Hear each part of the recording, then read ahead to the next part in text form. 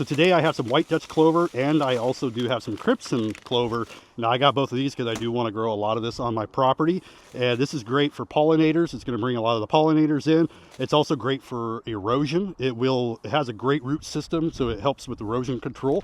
And it's drought tolerant. I mean, there's a lot of benefits with this stuff. Now this one is nitro coated, so it has like a water absorbing coating, and this is what they look like.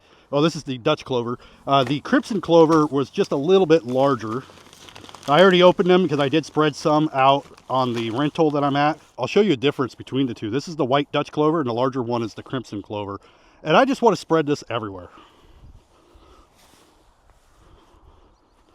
Now I did bring out my little spreader, so we're going to spread this all over the property.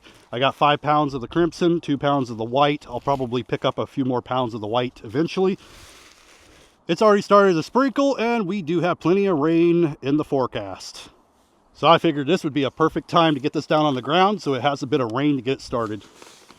Now I'm going to put just a little bit in here of both of them. I'm going to spread it up here, and then I'm going to move to different areas of the property.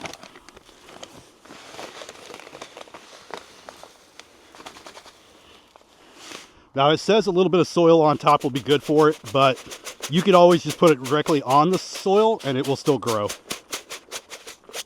Also, if you're looking for a really good spreader, this is the Scott's Whiz one. It's battery operated, so all you gotta do is pull the trigger and it will automatically sling the seed for you. And I just want to go around all over the property and just get this spread out everywhere.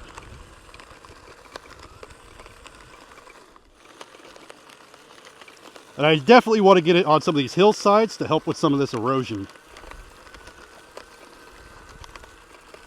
All right, so I'm going to work on getting this spread throughout the property, and I'll come back in a week or two and I'll update on how well it's doing. Hopefully a lot of it will grow. It is cooler weather right now, and we do have rain in the forecast, which is good time for it. And